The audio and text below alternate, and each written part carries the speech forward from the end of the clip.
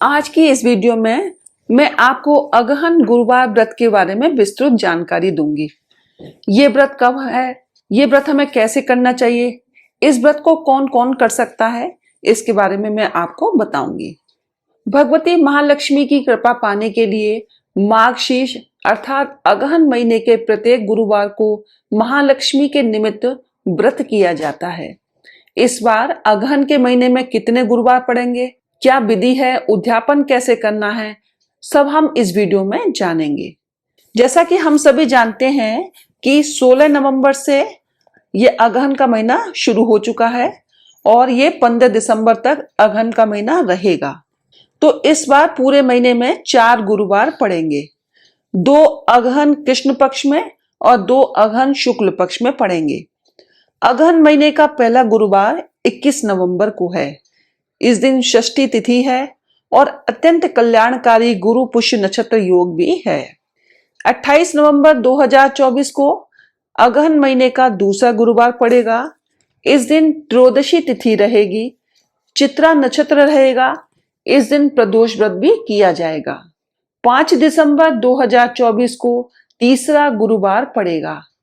इस दिन शुक्ल पक्ष की चतुर्थी तिथि रहेगी।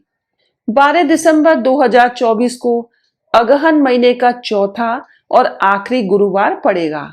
इस दिन शुक्ल पक्ष की द्वादशी तिथि रहेगी।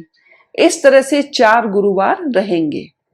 ऐसा माना जाता है कि अगहन के महीने में जो भी मनुष्य गुरुवार को मां लक्ष्मी की पूजा विधि विधान के साथ करता है, उसकी जो भी कामनाएं होती हैं, धन की, संतान की, विवाह की, किसी भी इच्छा से मां की उपासना करने से सब पूर्ण होती हैं।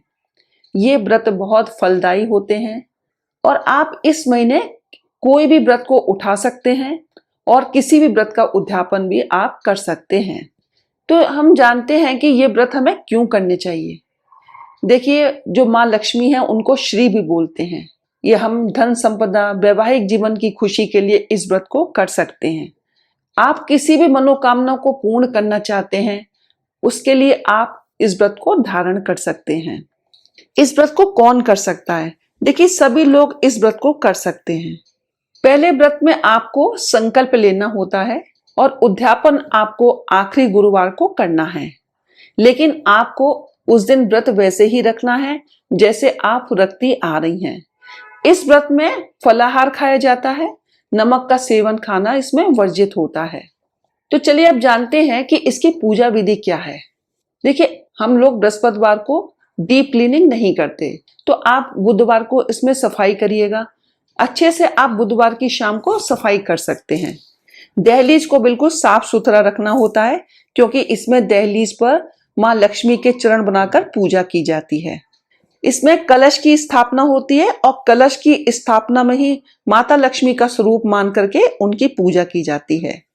तो आप एक कलश लेंगे, कलश तांबे का, पीतल का ले सकते हैं और उसमें पंच पल्लव लगाएंगे। कलश के अंदर जैसे हम हल्दी की गांठ, एक सिक्का, लौंग, इलायची, कमल गट्टा, इत्र आदि सब डालते हैं, वैसे ही डालना है।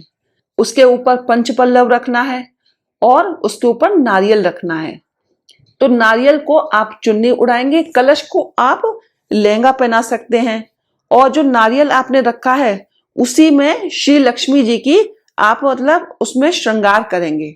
माता लक्ष्मी को उसी नारियल के रूप में हम सजाएंगे और उसी की हमें पूजा करनी होती है। तो एक मुखौटा भी आता है, उसको भी आप नारियल के ऊपर धारण करा सकते हैं। तो इस तरह से आप माता लक्ष्मी का श्रृंगार करिएगा और इसकी विधिवत आपको पूजा करनी है। तो अब आपको क्या करना है, देखिए, एक चौकी लीजिएगा। बृहस्पतिवार को ब्रह्म मुहूर्त में उठना है, एक चौकी की स्थापना करनी है, श्री कलश का निर्माण करना है। आपको अखंड दीपक भी जला सकते हैं। देखिए, सुबह से जलाया तो शाम तक आपको जला करके रख सकते हैं, नहीं तो सुबह और शाम दोनों टाइम आप दीपक जला सकते हैं। माता को विशेष भोग लगाने हैं।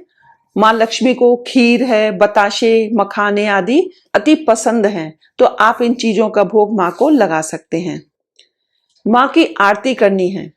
आप जोर शोर से मां की आरती कर सकते हैं।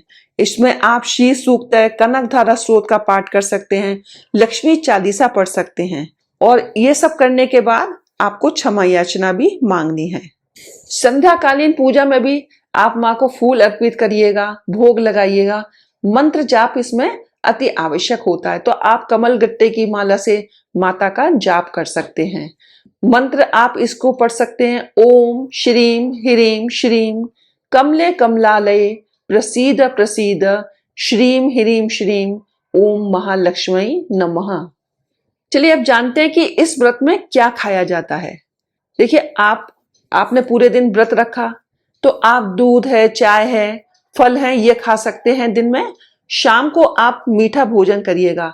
आप खीर भी खा सकते हैं, फलाहार भी ले सकते हैं, लेकिन नमक खाने से बचना चाहिए। अन्न आपको दूसरे दिन ही खाना है। जब आप दूसरे दिन माता की पूजा कर लेंगे तो आप चौकी को वहां से हटा सकते हैं, और जो आपने कलश रखा है, कलश का पानी आप गमलों में डाल सकते हैं।